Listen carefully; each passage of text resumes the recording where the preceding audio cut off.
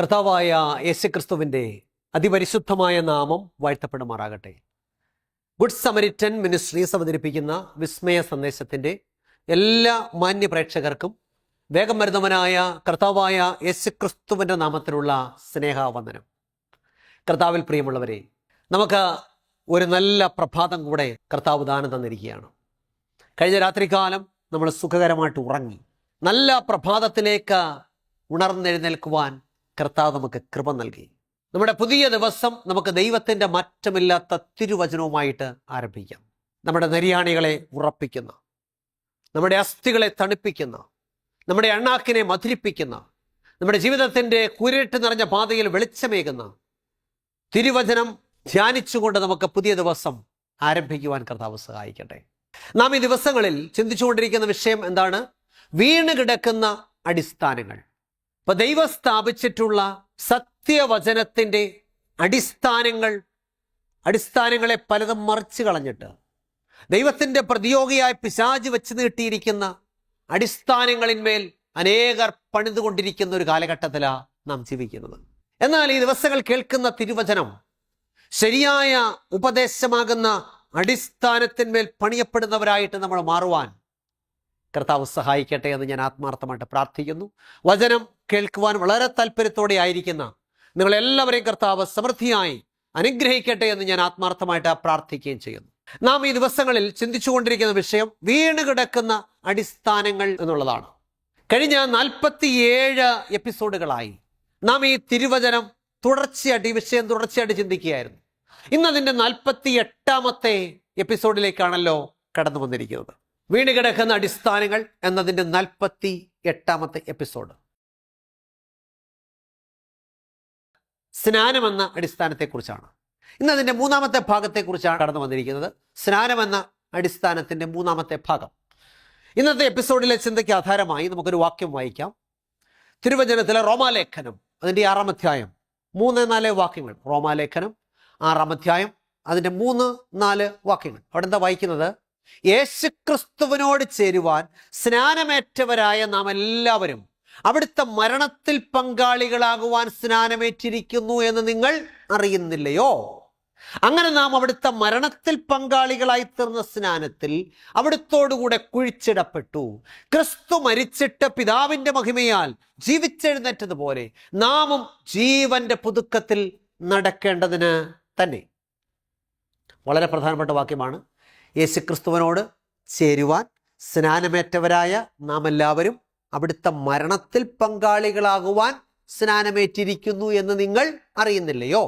അങ്ങനെ നാം അവിടുത്തെ മരണത്തിൽ പങ്കാളികളായി തീർന്ന സ്നാനത്തിൽ അവിടുത്തോടുകൂടെ കുഴിച്ചിടപ്പെട്ടു. ക്രിസ്തു മരിച്ചിട്ട് പിതാവിൻ്റെ മഹിമയാൽ ജീവിച്ചെഴുന്നേറ്റതുപോലെ നാമും ജീവന്റെ പുതുക്കത്തിൽ നടക്കേണ്ടതിന് തന്നെ. ദൈവത്തിന് സ്തോത്രം. അപ്പൊ ദൈവം തൻ്റെ ജനത്തിന് നൽകിയിരിക്കുന്ന അടിസ്ഥാന ഉപദേശങ്ങൾ സത്യത്തിൻ്റെ തൂണുകളിന്മേൽ നിൽക്കുമ്പോൾ പിശാച് തൻ്റെ ജനത്തിന് നൽകിയിരിക്കുന്ന തലതിരിഞ്ഞ ഉപദേശങ്ങൾ വ്യാജത്തിൻ്റെ തൂണുകളിന്മേലാണ് നിൽക്കുന്നത്. സത്യം വിട്ട് തെറ്റിപ്പോയൊരു വലിയ വിഭാഗം ഇന്ന് നമുക്ക് സമൂഹത്തിൽ കാണുവാനായിട്ട് സാധിക്കുന്നു. സത്യം ഗ്രഹിച്ച് വീണ്ടും ജനനം പ്രാപിച്ച ദൈവമക്കൾ വീണ്ടും ജനനത്തിൻ്റെ അനന്തരഫലമായി വെള്ളത്തിൽ മുങ്ങി സ്നാനപ്പെടണമെന്ന് ദൈവത്തിൻ്റെ വചനം പറയുമ്പോൾ അനേകർ തിരുവചനത്തിന് വിരുദ്ധമായ പലതും പിൻപറ്റി സത്യത്തിന് പുറംതിരിഞ്ഞ് നിൽക്കുകയാണ്. അപ്പോൾ നോക്കിയേ, വീണ്ടും ജനനം പ്രാപിച്ച ദൈവമക്കൾ വീണ്ടും ജനനത്തിൻ്റെ അനന്തരഫലമായി വെള്ളത്തിൽ മുങ്ങി സ്നാനപ്പെടണമെന്നാണ് വചനം പറയുന്നത്. അത് പറയുമ്പോൾ അനേകർ വ്യാജമായ പലതും പിൻപറ്റി സത്യത്തിന് പുറംതിരിഞ്ഞ് നിൽക്കുകയാണ്. വെള്ളത്താലും ആത്മാവിനാലും ജനിക്കാത്തവർ ദൈവരാജ്യം അവകാശമാക്കുകയില്ല എന്ന് ദൈവത്തിൻ്റെ വചനം പറയുമ്പോൾ ദൈവത്തിൻ്റെ രാജ്യത്തിന് വേണ്ടി ചട്ടപ്രകാരം പോരാടുന്ന ഒരു ദൈവവൈതൽ നിശ്ചയമായും ഏൽക്കേണ്ട ഒന്നാണ്, അല്ലെങ്കിൽ അനുസരിക്കേണ്ട ഒന്നാണ് സ്നാനം. കർത്താവായ യേശുക്രിസ്തുവിനെ സ്വന്തം രക്ഷിതാവായി സ്വീകരിച്ച് മാനസാന്തരപ്പെട്ട് തിരുവചനം പഠിച്ച് ദൈവകൽപ്പന അനുസരിച്ച് വിശുദ്ധ ജീവിതം നയിക്കുന്ന ഒരുവൻ ഏൽക്കേണ്ട ഒന്നാണ് സ്നാനം. ഞാൻ പറഞ്ഞ വാചകം മനസ്സിലായോ? കർത്താവായ യേശുക്രിസ്തുവിനെ സ്വന്തം രക്ഷിതാവായി സ്വീകരിച്ച് മാനസാന്തരപ്പെട്ട് തിരുവചനം പഠിച്ച് ദൈവകൽപ്പനകളെ അനുസരിച്ച് വിശുദ്ധ ജീവിതം നയിക്കുവാൻ തീരുമാനിക്കുന്ന ഒരുവൻ ഏൽക്കേണ്ട ഒന്നാണ് സ്നാനം. അപ്പോൾ നമുക്ക് വെറുതെ ചാടിക്കേറിയ പാസ്റ്റർ എന്നെ കൂടെ അങ്ങ് സ്നാനപ്പെടുത്തിയാൽ എന്ന് പറഞ്ഞാൽ പറ്റത്തില്ല. നമ്മുടെ ജീവിതത്തിൽ യേശു ക്രിസ്തുവിനെ നമ്മുടെ സ്വന്തം രക്ഷിതാവായിട്ട് സ്വീകരിക്കണം, മാനസാന്തരപ്പെടണം, ദൈവവചനം പഠിക്കണം, ദൈവകൽപ്പനകളെല്ലാം അനുസരിച്ച് വിശുദ്ധ ജീവിതം നയിക്കാനുള്ള തീരുമാനമുണ്ടാകണം. അങ്ങനെയാകുമ്പോഴാണ് ഒരു വ്യക്തി എന്ത് ചെയ്യുന്നത്? സ്നാനപ്പെടുന്നത്. അല്ലാതെ സ്നാനപ്പെടുത്തിയേക്കാം, നോ. സ്നാനത്തിൻ്റെ ശരിയായ അർത്ഥം എന്താണ്? എന്തിനാണ് നാം സ്നാനം ഏൽക്കേണ്ടത്? ഇതൊക്കെ നമുക്ക് ദൈവത്തിൻ്റെ വചനം വ്യക്തമായിട്ട് നമ്മെ പഠിപ്പിക്കുന്നുണ്ട്. റോമാലേഖനത്തിൽ 6-ാം അധ്യായം 3 മുതൽ 4 വരെയുള്ള വാക്യങ്ങൾ നമ്മൾ എന്താ വായിച്ചത്? യേശുക്രിസ്തുവിനോട് ചേരുവാൻ സ്നാനമേറ്റവരായ നാം എല്ലാവരും അവിടുത്തെ മരണത്തിൽ പങ്കാളികളാകുവാൻ സ്നാനമേറ്റിരിക്കുന്നു എന്ന് നിങ്ങൾ അറിയുന്നില്ലയോ? അങ്ങനെ നാം അവിടുത്തെ മരണത്തിൽ പങ്കാളികളായി തീർന്ന സ്നാനത്തിൽ അവിടുത്തോടുകൂടെ കുഴിച്ചിടപ്പെട്ടു. ക്രിസ്തു മരിച്ചിട്ട് പിതാവിൻ്റെ മഹിമയാൽ ജീവിച്ചെഴുന്നേറ്റതുപോലെ നാമും ജീവന്റെ പുതുക്കത്തിൽ നടക്കേണ്ടതിന് തന്നെ.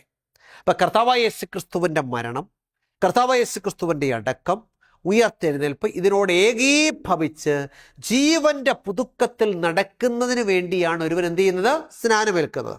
അപ്പം ശരിയായ സ്നാനത്തിൽ മരണം, അടക്കം, ഉയർത്തെഴുന്നേൽപ്പ്, ജീവന്റെ പുതുക്കത്തിലുള്ള നടപ്പ് എന്നീ 4 കാര്യങ്ങൾ അടങ്ങിയിരിക്കുന്നു.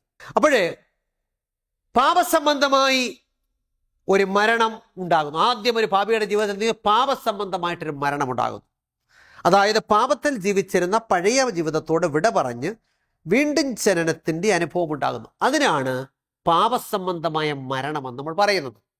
ദൈവത്തിന് സ്തോത്രം. നമ്മൾ മരിച്ചവരെ എന്ത് ചെയ്യും? അടക്കം ചെയ്യാറുണ്ട്. അത് സ്നാനത്തിന് സംഭവിക്കുന്നു. വെള്ളമാകുന്ന കല്ലറയിൽ അടക്കം ചെയ്യുന്നു. ഇനി സ്നാനത്തിൽ ഉയർത്തെഴുന്നേൽപ്പുണ്ട്. അതെങ്ങനെയാണ്?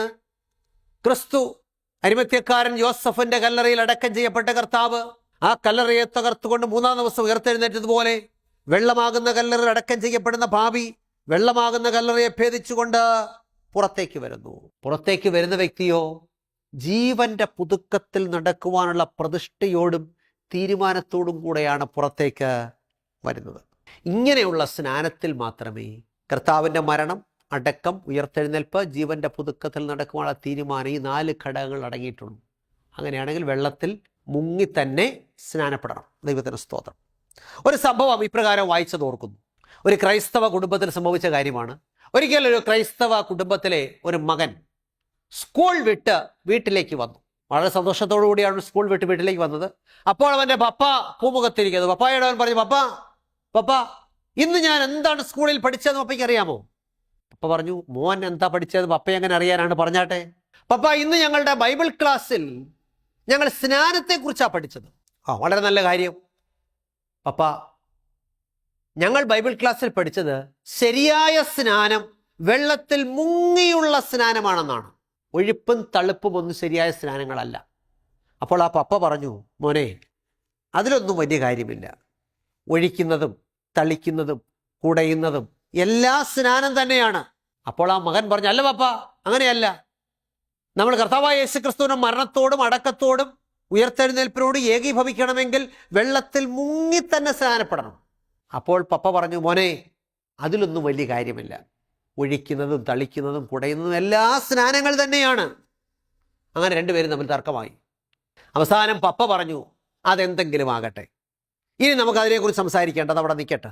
അങ്ങനെ അവർ ആ സംസാരമൊക്കെ നിർത്തി പപ്പായും മകനും കൂടെ തങ്ങളുടെ പുരയിടത്തിൽ കൂടി ഇങ്ങനെ കൃഷിയൊക്കെ നോക്കി നടക്കുമ്പോൾ തങ്ങളുടെ വീട്ടിലൊരു കോഴി ആ പറമ്പിൽ ചത്ത് കിടക്കുന്നത് കണ്ടു. ഉടനെ ആ പപ്പ തന്നെ മകനോട് പറഞ്ഞു, മോനെ, വേണ്ട, നമ്മുടെ ഒരു കോഴി ചത്ത് കിടക്കുന്നു. മോൻ അതിനെ എടുത്ത് ആ പറമ്പിൻ്റെ മൂലയിൽ കുഴിച്ചിട്ടിട്ട് വന്നാട്ടെ. പെട്ടെന്ന് ഈ മകൻ്റെ മനസ്സിലൊരാശയമുണ്ടായി. അവൻ പപ്പയുടെ ആജ്ഞ അനുസരിച്ച് വളരെ അനുസരണത്തോടെ ആ കോഴിയെ എടുത്ത് പപ്പ കാണുക ആ പറമ്പിൻ്റെ ഒരു മൂലയിൽ കൊണ്ടിട്ടു. എന്നിട്ട് അവിടുന്ന് ഒരു പിടി മണ്ണ് വാരി ഈ കോഴിയുടെ മേൽ വിതറി. എന്നിട്ട് പപ്പയോട് പറഞ്ഞു, പപ്പ, ഞാൻ കോഴിയെ അടക്കം ചെയ്തു. കുഴിച്ചിട്ടു. പപ്പയ്ക്ക് ദേഷ്യം വന്നു. ഇങ്ങനെയാണല്ലോ ആ കോഴിയെ അടക്കം ചെയ്യുന്നത്? അതിനെ മണ്ണിൻ്റെ അടിയിൽ കുഴിച്ചിടണ്ടേ? അപ്പോൾ മോൻ പറഞ്ഞു, പപ്പ, മണ്ണ് വിതറിയാലും കോരി ഇട്ടാലും എല്ലാം അടക്കം തന്നെയാണ് പപ്പ, അത് കാര്യമൊന്നുമില്ല. പപ്പയ്ക്ക് വീണ്ടും ദേഷ്യം വന്നു. എടാ, മണ്ണിൻ്റെ അടിയിൽ വേണ്ടടാ കോഴിയെ കുഴിച്ചിടാൻ. അപ്പോൾ ആ മകൻ പറഞ്ഞു, പപ്പ, ഇത് തന്നെയാണ് ഞാനും പറഞ്ഞത്. സ്നാനം ശരിയായ സ്നാനമാകണമെങ്കിൽ വെള്ളത്തിൽ മുങ്ങി തന്നെ സ്നാനപ്പെടണം. ഒഴുപ്പും തളുപ്പും ഒന്നും ശരിയായ അടക്കമാകുന്നില്ല. അങ്ങനെ ആ പപ്പായുടെ കണ്ണ് തുറക്കുവാനായിട്ടിടയായി തീർന്നു. പ്രിയമുള്ളവരെ, ഇന്ന് എന്നെ കേൾക്കുന്ന നിങ്ങളുടെ പലരുടെയും കണ്ണ് തുറക്കട്ടെ എന്ന് ഞാൻ ആത്മാർത്ഥമായിട്ട് പ്രാർത്ഥിക്കുകയാണ്. നാം മരിക്കുന്നവരെ അടക്കം ചെയ്യാറുണ്ട്. എന്നാൽ മരിക്കാത്തവരെ അടക്കം ചെയ്താലോ അത് മഹാപാപമാണ്. ഇപ്പൊ സ്നാനത്തിൽ ആരെയാ നമ്മൾ അടക്കം ചെയ്യുന്നത്? പാപസംബന്ധമായി മരിക്കുന്നവരെയാണ് അടക്കം ചെയ്യുന്നത്. എന്ന് പറഞ്ഞാൽ തങ്ങളുടെ പാപങ്ങളെ ഏറ്റുപറഞ്ഞ് ഉപേക്ഷിച്ച് പുതിയ സൃഷ്ടിയായി തീരുന്നവരെയാണ് അടക്കം ചെയ്യുന്നത്, കുഴിച്ചിടുന്നത്. എന്നാൽ ശിശുസ്നാനത്തിലോ മാനസാന്തരപ്പെടുവാനോ പാപങ്ങളെ ഏറ്റുപറയുവാനോ ഉപേക്ഷിക്കുവാനോ കഴിയാത്ത കുഞ്ഞിനെയാണ് അടക്കം ചെയ്യുന്നത്. മഹാപാപം. പ്രിയമുള്ളവരെ, വഞ്ചിക്കപ്പെടരുത്.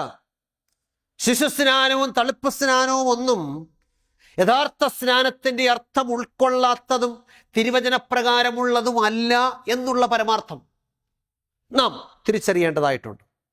ഇതൊക്കെ പറയുമ്പോൾ ചില ശിശുസ്നാനവാദികൾ പറയുന്നത് ഇസ്രായേൽ ജനം ചെങ്കടലിൽ കൂടെ അക്കരെ കടന്നത് സ്നാനത്തിൻ്റെ മുൻകുറിയാണെന്ന് ബൈബിളിൽ രേഖപ്പെടുത്തിയിട്ടുണ്ടല്ലോ.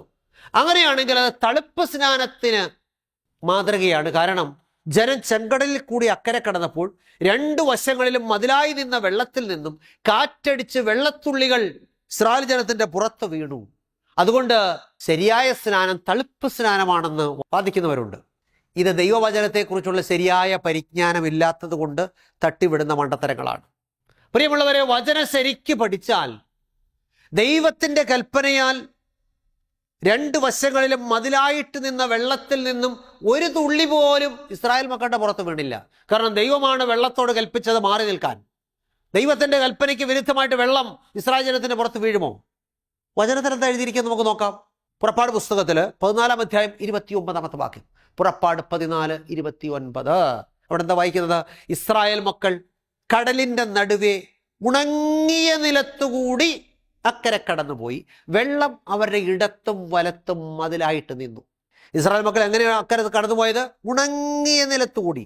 അപ്പൊ കാറ്റടിച്ച് വെള്ളം വീണിരുന്നെങ്കിൽ ഉണങ്ങിയ നിലത്തൂടെ പോകാൻ പറ്റുമോ? ഒക്കത്തില്ല. അപ്പൊ ശിശുസ്നാനവാദികൾ പറയുന്ന വാദം വെറും മണ്ടത്തരമാണെന്ന് പിടികിട്ടിയെന്ന് ചിന്തിക്കട്ടെ. കേൾപ്പാൻ ചെവിയുള്ളവൻ കേൾക്കട്ടെ. ദൈവകൽപ്പനയാൽ മതിലായി നിന്ന വെള്ളത്തിൽ നിന്നൊരു തുള്ളി പോലും അവരുടെ പുറത്തും തറയിലും വീണില്ല. അതുകൊണ്ടാണ് അവർ ഉണങ്ങിയ നിലത്തുകൂടി അക്കരെ കടന്നു പോയത്. ദൈവത്തിന് സ്തോത്രം. പ്രിയമുള്ളവരെ, ഇസ്രായേൽ മക്കൾ ചെങ്കടലിൽ കൂടി അക്കരെ കടന്നത് സ്നാനത്തിൻ്റെ മുൻകുറിയാണെങ്കിൽ അത് തളിപ്പ് സ്നാനത്തിനല്ല, അത് വെള്ളത്തിൽ മുങ്ങിയുള്ള സ്നാനത്തിൻ്റെ മുൻകുറിയാണ്. കാരണം ആകാശം മേൽത്തട്ട്, ഭൂമി കീഴ്ത്തട്ട്, രണ്ടു വശങ്ങളിലും മതിലായിട്ട് നിൽക്കുന്ന വെള്ളം. അങ്ങനെയാണെങ്കിൽ ഒരു കല്ലറയ്ക്കുള്ളിൽ എന്ന പോലെയാണ് ജനം ചെങ്കടലിൽ കൂടി അക്കരെ കടന്നത്. അത് വെള്ളത്തിൽ മുങ്ങിയുള്ള സ്നാനത്തിൻ്റെ മുൻകുറിയാണ്. ദൈവത്തിന് സ്തോത്രം. ഇപ്പൊ സ്നാനം എന്ന ശുശ്രൂഷ ഭൂമിയിൽ സ്ഥാപിക്കേണ്ടതിനായി ദൈവം നിയോഗിച്ച വ്യക്തിയായിരുന്നു ആര്? യോഹന്നാൻ സ്നാപകൻ. യോഹന്നാൻ സ്നാപകനാണ് സ്നാനം എന്ന ശുശ്രൂഷയ്ക്കായിട്ട് ദൈവം നിയോഗിച്ചത്. ഇപ്പൊ യോഹന്നാൻ ആദ്യം അവിടെ സ്നാനം കഴിപ്പിച്ചുകൊണ്ടിരുന്നത് യോഹന്നാൻ ശാലേമിനരികത്തെ ഐനോനിലാണ് സ്നാനം കഴിപ്പിച്ചുകൊണ്ടിരുന്നത്. നമുക്ക് യോഹന്നാന്റെ സുവിശേഷം 3-ാം അധ്യായം 23-ാമത്തെ വാക്യമായി. യോഹന്നാൻ 3:23. അവിടെ എന്താ വായിക്കുന്നത്? യോഹന്നാനും ശാലേമിനരികത്ത് ഐനോനിൽ സ്നാനം കഴിപ്പിച്ചുകൊണ്ടിരുന്നു. അവിടെ വളരെ വെള്ളമുണ്ടായിരുന്നു. ആളുകൾ വന്ന് സ്നാനമേറ്റു. അപ്പൊ ഐനോനിൽ സ്നാനം കഴിപ്പിച്ചു. അവിടെ വളരെ വെള്ളമുണ്ടായിരുന്നു. വ്യക്തമായിട്ട് പറയുന്നത് വളരെ വെള്ളം ഉണ്ടായിരുന്നു. വെള്ളമില്ലാത്തടത്ത് സ്നാനപ്പെടുത്താൻ പറ്റത്തില്ല. കുറച്ച് വെള്ളമുള്ള കോരി ഒഴിക്കേണ്ടി വരും, തളിക്കേണ്ടിയൊക്കെ വരും. എന്നാൽ ഇവിടെ വളരെ വെള്ളം ഉണ്ടായിരുന്നു. അപ്പൊ യോഹന്നാൻ ആദിയിൽ സ്നാനം കഴിപ്പിച്ചുകൊണ്ടിരുന്ന സ്ഥലത്തെക്കുറിച്ച് യോഹന്നാൻ 1:28 പറയുന്നുണ്ട്. ആദിയിൽ ഇവിടെ സ്നാനം കഴിപ്പിച്ചുകൊണ്ടിരുന്നത് യോഹന്നാൻ 1:28. ഇത് യോർദാൻ അക്കരെ യോഹന്നാൻ സ്നാനം കഴിപ്പിച്ചുകൊണ്ടിരുന്ന ബഥാന്യയിൽ സംഭവിച്ചു എന്ന ആ വാക്യത്തിൽ പറയുന്നു. എന്ന് പറഞ്ഞാൽ ബഥാന്യ യോർദാനിൽ നിന്ന് വളരെ അകലെയാണ്. യോർദാന്റെ കടവായിരുന്നു യോഹന്നാൻ ആദ്യം സ്നാനം കഴിപ്പിച്ചുകൊണ്ടിരുന്നത്. എന്നാൽ അവിടെ നിന്ന് യോഹന്നാൻ ഐനോനിലേക്ക് മാറി. അതിൻ്റെ കാരണം എന്താ? ഐനോനിൽ ധാരാളം വെള്ളമുണ്ടായിരുന്നു. ജനത്തെ നന്നായിട്ട് മുക്കി സ്നാനപ്പെടുത്തുവാനുള്ള വെള്ളം ഐനോനിൽ ഉണ്ടായിരുന്നു. അതുകൊണ്ടാണ് യോഹന്നാൻ ഐനോനിലേക്ക് മാറി സ്നാനം കഴിപ്പിച്ചത്. ഒരു കാര്യം വ്യക്തമായിട്ട് മനസ്സിലാക്കണം.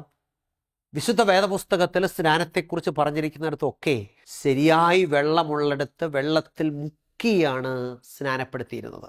പ്രിയമുള്ളവരെ, ഒരു ശരീരത്തിന്മേൽ കുറെ മണ്ണ് വിതറിയാലോ മൺവെട്ടി കൊണ്ട് കുറച്ച് മണ്ണ് വെട്ടിയിട്ടാലോ അത് കുഴിച്ചിടൽ ആകുന്നില്ല. അതുപോലെ സ്നാനാർത്ഥിയുടെ പുറത്ത് കുറച്ച് വെള്ളം തളിച്ചാലോ ഒഴിച്ചാലോ അത് യഥാർത്ഥ സ്നാനം ആകുന്നില്ല. യഥാർത്ഥ സ്നാനമാകണമെങ്കിൽ എന്ത് ചെയ്യണം? വെള്ളത്തിൽ മുങ്ങിത്തന്നെ പൂർണ്ണമായിട്ട് മുങ്ങി സ്നാനപ്പെടുമ്പോഴാണ് അത് ശരിയായ സ്നാനമാകുന്നതും ശരിയായ സ്നാനത്തിൻ്റെ അർത്ഥം അതിലൂടെ പ്രതിഫലിപ്പിക്കുവാൻ നമുക്ക് കാണുന്നത് സാധിക്കുകയും ചെയ്യുന്നത്. നമ്മൾ ചിന്തിക്കുക, നാം ശരിയായ സ്നാനം ഏറ്റവരാണോ? കർത്താവിൻ്റെ മാതൃക പ്രകാരം, യോഹന്നാൻ സ്നാപകൻ്റെ മാതൃക പ്രകാരം വെള്ളത്തിൽ ഇറങ്ങി മുങ്ങിയുള്ള സ്നാനമാണോ? അതോ തളിപ്പും ഒഴുപ്പും കുടച്ചിലും ഒക്കെയാണെങ്കിൽ പ്രിയമുള്ളവർ, ഇതൊക്കെ വചനത്തിന് വിരുദ്ധമാണെന്നുള്ള സത്യം ഈ ദിവസങ്ങളിൽ നമുക്ക് തിരിച്ചറിയേണ്ടതായിട്ടുണ്ട്. സ്നാനത്തിൻ്റെ ശരിയായ അർത്ഥം എന്താണ്? കർത്താവിൻ്റെ മരണം, കർത്താവിൻ്റെ അടക്കം, കർത്താവിൻ്റെ ഉയർത്തെഴുന്നേൽപ്പ്, ജീവൻ്റെ പുതുക്കത്തിലുള്ള നടപ്പ്, ഈ 4 കാര്യങ്ങൾ അടങ്ങണം. ആദ്യം നമ്മൾ എന്ത് ചെയ്യണം? പാപസംബന്ധമായിട്ട് മരിക്കണം. ഇപ്പം ലോകത്തിൻ്റെ മോഹങ്ങളിലും ഇമ്പങ്ങളിലും മദ്യപാനത്തിലും വെറിക്കൂത്തിലും ഈ ലോകപ്രകാരമുള്ള പാപജീവിതം നയിക്കുന്നൊരു വ്യക്തി എന്ത് ചെയ്യണം? ആദ്യം പാപസംബന്ധമായിട്ട് മരിക്കണം. യേശു കാൽവരി ക്രൂശിൽ മരിച്ചതുപോലെ അവൻ പാപസംബന്ധമായിട്ട് മരിക്കണം എന്ന് പറഞ്ഞാൽ അക്ഷരാർത്ഥത്തിലുള്ള മരണമല്ല, പിന്നെയോ പാപത്തോട് വിട പറയുന്ന അനുഭവം. അതാണ് പാപസംബന്ധമായ മരണം. ഇനി പഴയ പാപങ്ങളിലേക്ക് പോകത്തില്ല.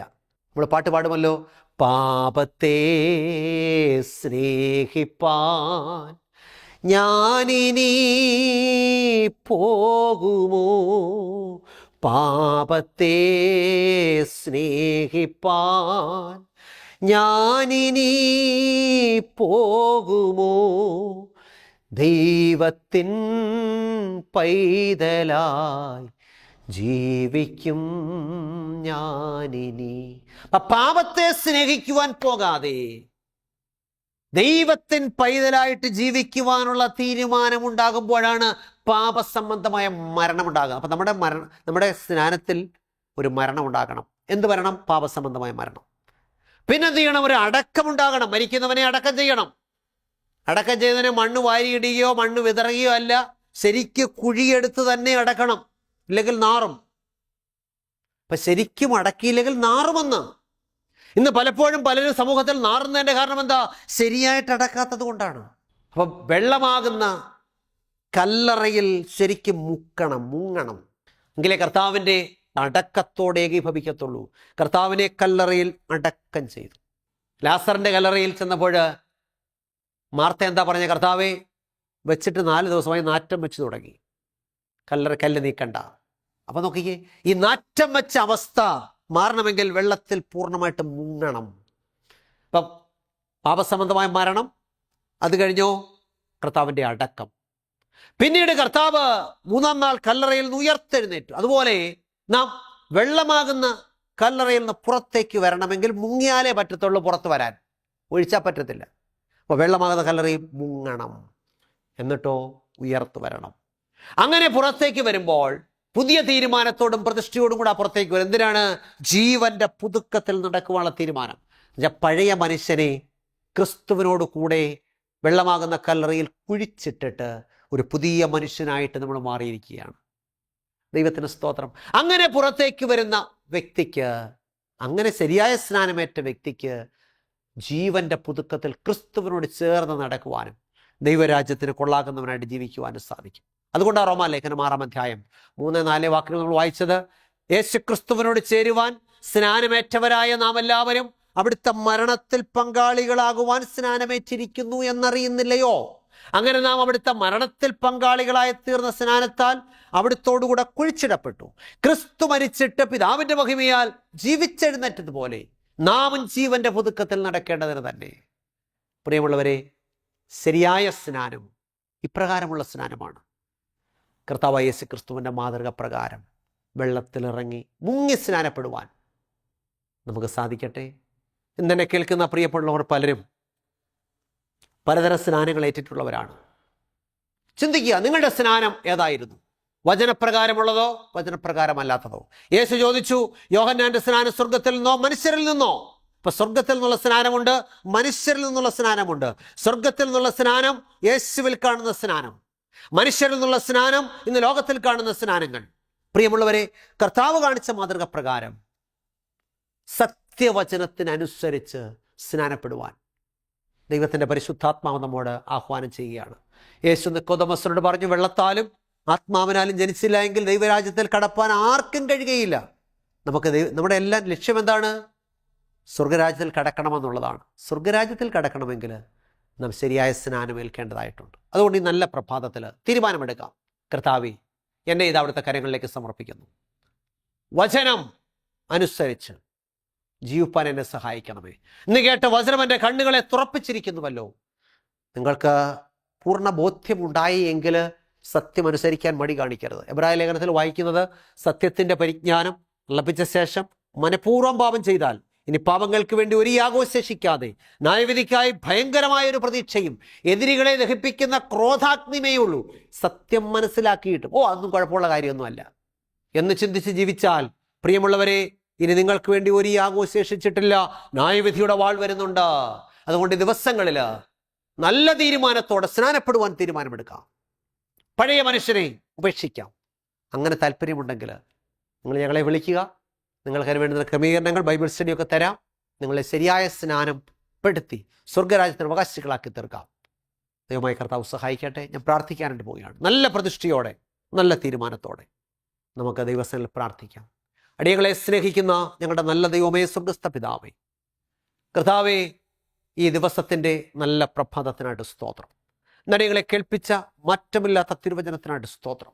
ശരിയായ സ്നാനം കർത്താവിൻ്റെ മരണത്തോടും കർത്താവിൻ്റെ അടക്കത്തോടും കർത്താവിൻ്റെ ഉയർത്തെഴുന്നേൽപ്പിനോടും ഏകീഭവിക്കുന്ന ശുശ്രൂഷയാണെന്നും, കർത്താവെ, അത് വെള്ളത്തിൽ ഇറങ്ങി മുങ്ങിയുള്ള സ്നാനത്തിൽ മാത്രമേ ആ അർത്ഥം ഉളവാകുന്നുള്ളൂ എന്നും അടിയങ്ങളെ മനസ്സിലാക്കിച്ച കൃപയ്ക്കായിട്ട് സ്തോത്രം. അടിയങ്ങളുടെ ജീവിതത്തിൽ പറ്റിപ്പോയ പരാജയങ്ങളെ ഏറ്റുപറഞ്ഞുപേക്ഷിച്ചുകൊണ്ട് ദൈവഭാഗത്തേക്ക് കടന്നു വന്ന് ശരിയായ സ്നാനമേറ്റ് വിശുദ്ധിയിൽ ജീവിപ്പാൻ അവിടുന്ന് സഹായിക്കണമേ. അതിനായിട്ട് തീരുമാനമെടുത്തിരിക്കുന്ന പ്രിയപ്പെട്ടവർക്കായിട്ട് സ്തോത്രം. അവരെല്ലാം കർത്താവ് അനുഗ്രഹിക്കണമെന്ന് പ്രാർത്ഥിക്കും. കർത്താവെ, രോഗങ്ങളിലും ഭാരങ്ങളിലും പ്രയാസങ്ങളിലും വേദനകളിലും കണ്ണുനീരിലും മറ്റുള്ളവരോട് പറയാൻ കഴിയാത്ത വേദനകളിലും കടബാധ്യതകളിലും ജീവിതത്തിൻ്റെ ആകുലതകളിലും മാനസിക സമ്മർദ്ദങ്ങളിലും ഒക്കെ ആയിരിക്കുന്ന എല്ലാ പ്രിയപ്പെട്ടവരോടും കരുണ കാണിക്കണമേ. കർത്താവെ, നല്ല തീരുമാനത്തോടെ പ്രാർത്ഥിക്കുവാൻ, നല്ല പ്രതിഷ്ഠയോടെ പ്രാർത്ഥിക്കുവാൻ, നല്ല അനുഗ്രഹങ്ങളെ പ്രാപിപ്പാൻ കർത്താവ് സഹായിക്കണമേ. യേശു ക്രിസ്തുവിൻ്റെ ധന്യമുള്ള നാമത്തിൽ താഴ്മയായിട്ട് യാചിക്കുന്നു. അടിയങ്ങളുടെ പ്രാർത്ഥന കേൾക്കണം നല്ല പിതാവേ, ആമേൻ. പ്രിയമുള്ളവരെ, ദൈവമായ കർത്താവ് നമ്മെ സഹായിക്കട്ടെ. കേട്ട വചനങ്ങൾ നമുക്ക് ശിക്ഷാവിധിക്ക് കാരണമാകാതെ നിത്യജീവന് നാം അവകാശികളായി തീരുവാൻ കർത്താവ് സഹായിക്കട്ടെ. എല്ലാ ഞായറാഴ്ചയും രാവിലെ 6:30 ജയ്ഹിന്ദ് ചാനലിലുള്ള ഈ സംപ്രേഷണം നിങ്ങൾ കാണുക, കേൾക്കുക, മറ്റുള്ളവരോട് പറയുക. യൂട്യൂബിലും കാണാം. ജോയ്മോൻ മത്തായി എന്ന് ടൈപ്പ് ചെയ്താൽ നമുക്ക് ദൈവത്തിൻ്റെ വചനം പഠിച്ച് നല്ല സത്യമാർഗത്തിൽ സഞ്ചരിക്കുവാൻ, സ്വർഗരാജ്യത്തിന് അവകാശികളായി തീരുവാൻ കർത്താവ് സഹായിക്കട്ടെ. എല്ലാവർക്കും നല്ലൊരു പ്രഭാതം ആശംസിക്കുന്നു. ദൈവമായി കർത്താവ് നമ്മെ സഹായിക്കുമാറാകട്ടെ. ആമേൻ. ദൈവത്തിന് മഹത്വമുണ്ടാകട്ടെ. പാസ്റ്റർ ജോയ്മോൻ മത്തായി എഴുതിയ വിശുദ്ധ ദിവസം എന്ന പുസ്തകം നിങ്ങളെ പരിചയപ്പെടുത്തുന്നു. എന്തുകൊണ്ടാണ് ദൈവം മനുഷ്യന് ഒരു വിശുദ്ധ ദിവസത്തെ നൽകിയത്? വിശുദ്ധ ദിവസത്തെ നാം എങ്ങനെ മനസ്സിലാക്കണം? ശരിക്കും ദൈവം തന്ന വിശുദ്ധ ദിവസത്തിലാണോ നാം ദൈവത്തെ ആരാധിക്കുന്നത്? വ്യവസ്ഥ തെറ്റിച്ചുള്ള ആരാധനയിൽ ദൈവം പ്രസാദിക്കാമോ? വിശുദ്ധ ദിവസത്തിന്റെ കാര്യത്തിൽ ചരിത്രത്തിൽ സംഭവിക്കുന്ന ഏറ്റവും വലിയ ചതിവെന്താണ്? വിശുദ്ധ ദിവസവും ന്യായവിധിയും തമ്മിലുള്ള ബന്ധമെന്താണ്? തുടങ്ങി വിശുദ്ധ ദിവസത്തെ സംബന്ധിച്ച് നിങ്ങൾ അറിഞ്ഞിരിക്കേണ്ട ധാരാളം അറിവുകൾ കോർത്തിണക്കിയ പുസ്തകം. 272 പേജുകളുള്ള ഈ പുസ്തകത്തിന് പോസ്റ്റേജ് ഉൾപ്പെടെ നിങ്ങൾ നൽകേണ്ട വില 75 രൂപയാണ്. പുസ്തകം VPP ആയി നിങ്ങളുടെ വീട്ടിൽ ലഭിക്കാൻ താല്പര്യമുള്ളവർ പിൻകോഡ് സഹിതം അഡ്രസ് SMS ചെയ്യുകയോ വിളിച്ചു പറയുകയോ ചെയ്യുക. നമ്പർ 9740979977. ശ്രീ പേരകത്ത് ചെറിയാൻസ്കറിയ എഴുതിയ ഒരു ഉത്തമ ഗ്രന്ഥം ഞങ്ങൾ അവതരിപ്പിക്കുന്നു. ഇത് തിരുവചന സത്യം. ക്രൈസ്തവ ലോകത്ത് പരക്കെ പ്രചരിക്കുന്ന അബദ്ധ ഉപദേശങ്ങളും സംശയങ്ങളും വചന അടിസ്ഥാനത്തിൽ ദൂരീകരിക്കുന്ന ഒരു ഗ്രന്ഥമാണിത്.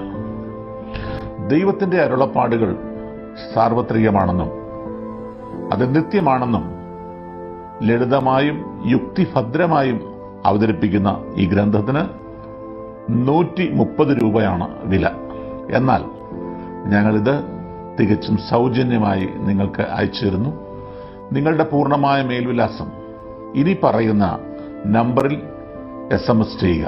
നമ്പർ 9847906636.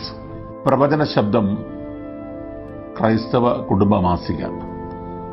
തിരുവചനത്തിലെ കാണാപ്പുറങ്ങൾ നമുക്ക് കാട്ടിത്തരുന്ന ഉത്തമ ക്രൈസ്തവ കുടുംബ മാസിക. സമകാലിക സംഭവങ്ങൾ, ആരോഗ്യ ശാസ്ത്രം, പ്രവചനങ്ങൾ എന്നിവ കോർത്തിണക്കി ഉൾക്കാമ്പുള്ള ലേഖനങ്ങൾ ഇതിൽ ലേഖനം ചെയ്തിരിക്കുന്നു. വരിക്കാരാകാൻ ആഗ്രഹിക്കുന്നവർ ഇനി പറയുന്ന നമ്പറിൽ SMS ചെയ്യുക. നമ്പർ 9495555082. വാർഷിക വരിസംഖ്യ വെറും 150 രൂപ മാത്രം.